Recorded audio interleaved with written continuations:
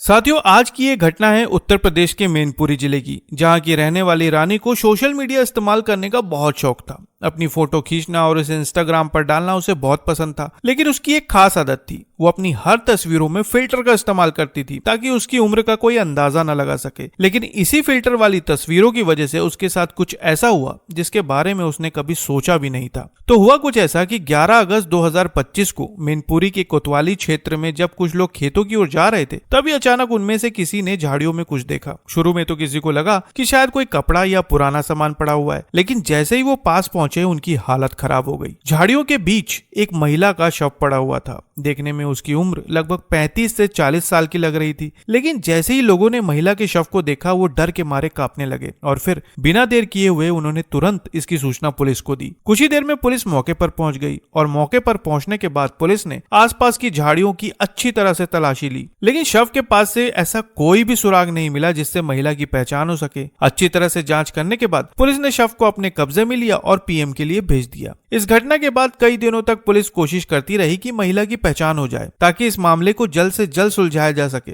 लेकिन हर थाने में फोटो भेजने के बाद, दूसरे जिलों में भी जानकारी देने के बाद जब महिला की पहचान ना हो सकी, तब पुलिस ने शव को लावारिस मानकर उसका अंतिम संस्कार कर दिया। लेकिन कहानी यहाँ पर खत्म नहीं होती, कहानी तो अब शुरू होती है। पुलिस लगातार इस गुत्थी को सुलझाने में लगी हुई थी और फिर अचानक 23 अगस्त को पुलिस को इस मामले में बड़ी जानकारी मिली। मैनपुरी पुलिस को पता चला कि फर्रुखाबाद जिले के एक थाने में महिला की गुमशुदगी दर्ज है और वो काफी लंबे समय से लापता थी। इस जानकारी के बाद पुलिस ने रिपोर्ट निकलवाई। रिपोर्ट निकलवाने के बाद पता चला कि महिला का नाम रानी है और जब तस्वीरें मिलाई गई तो ये बात कंफर्म हो गई कि मरने वाली महिला रानी ही थी। पुलिस के लिए ये बहुत बड़ी कामयाबी थी, लेकिन सबसे बड़ा सवाल ये था कि आखिर रानी को किसने और क्यों मारा और इसके पीछे की वजह क्या थी। और इन्हीं सवालों का जवाब जानने के लिए पुलिस ने रानी के मोबाइल नंबर का सीडीआर निकाला। इसके बाद उन्हें इस केस में दूसरा क्लू मिला। कॉल रिकॉर्ड से पता चला कि रानी को आखिरी कॉल मैनपुरी के किशोरपुर के रहने वाले अरुण राजपूत ने किया था। बस फिर क्या था, पुलिस के पास अब एक नाम था और अब पुलिस ने अरुण पर निगरानी रखनी शुरू कर दी। उसकी लोकेशन ट्रेस की गई और 1 सितंबर को पुलिस ने मैनपुरी से ही अरुण को पकड़ लिया।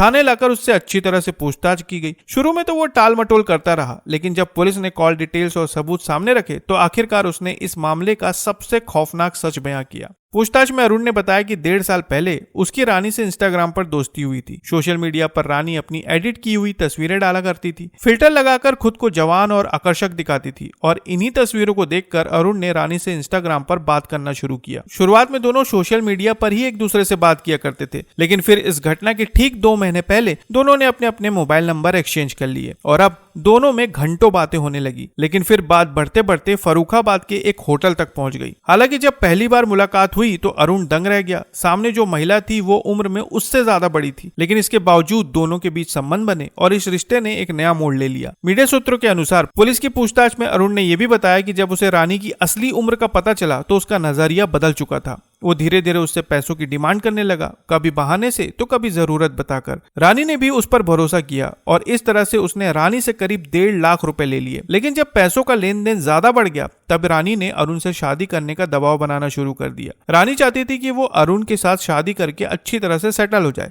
लेकिन अरुण ने शादी से साफ इनकार कर दिया। और जब ये बात रानी ने सुनी तो उसने अपने पैसे वापस मांगे, लेकिन बार बार मांगने के बाद भी अरुण रानी के पैसे वापस नहीं कर रहा था। इसके बाद रानी ने उसे धमकाना शुरू किया, कहा कि अगर पैसे नहीं दिए तो वो पुलिस में इसकी शिकायत दर्ज करवाएगी। पुलिस का नाम सुनते ही अरुण बुरी तरह से डर गया। उसके हाथ पैर कांपने लगे और उसने ठान लिया कि अब किसी भी तरह से रानी से पीछा छुड़ाना ही पड़ेगा। धीरे धीरे उसने रानी को रास्ते से हटाने का प्लान बनाना शुरू कर दिया और फिर प्लानिंग के तहत 10 अगस्त को अरुण ने रानी को फोन किया और मैनपुरी बुलाया। अगले दिन यानी कि 11 अगस्त को दोनों खरपरी रजबहा के पास पहुंचे। वहां बातचीत के दौरान रानी फिर से पैसे और शादी की बात करने लगी, जिसकी वजह से अरुण गुस्से में आ गया और अपना आपा खो बैठा और गुस्से में उसने अचानक रानी पर हमला कर दिया। इस हमले की वजह से रानी की सांसें हमेशा के लिए थम गई, लेकिन अब अरुण को डर सताने लगा और इसलिए उसने शव को झाड़ियों में फेंक दिया और वहां से भाग निकला। उसने रानी का मोबाइल नंबर अपने पास रख लिया, लेकिन पहचान छिपाने के लिए सिम कार्ड निकालकर पानी में फेंक दिया। इस मामले में पुलिस ने अरुण को संबंधित धाराओं के तहत न्यायिक हिरासत में भेज दिया है। और ये था साथियों उत्तर प्रदेश के मैनपुरी जिले की वो घटना जहां सोशल मीडिया पर बनी दोस्ती एक खतरनाक मोड़ तक पहुंच गई। इंस्टाग्राम पर फिल्टर वाली वाली तस्वीरों से शुरू हुआ रिश्ता पैसे और धोखे की वजह से इस अंजाम तक पहुंचा कि एक महिला की जान चली गई। अब सवाल यह है कि क्या वाकई सोशल मीडिया पर बने रिश्तों पर आंख मूंद कर भरोसा करना सही है? आपका इस बारे में क्या कहना है कमेंट बॉक्स में जरूर बताएं